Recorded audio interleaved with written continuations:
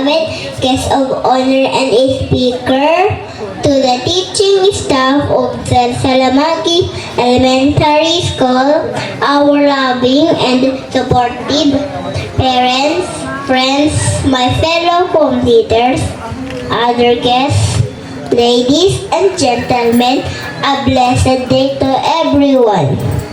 The Bible says, "Give thanks to the Lord, for He is good."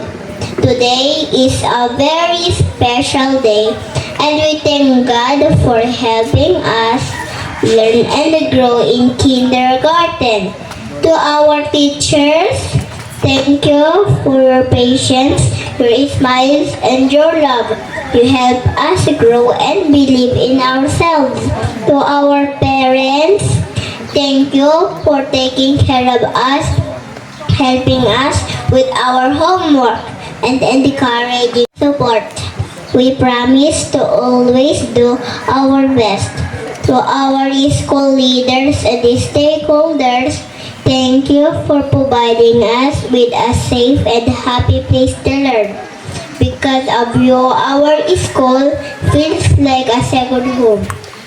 As we move on to the next level, we will carry with us all the lessons we learned in kindergarten.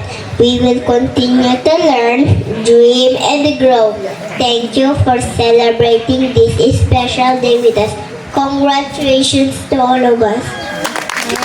Thank you very much, Alexi A. Agbayani. Queenie Chase V. Balila, kindergarten will lead their threads of loyalty.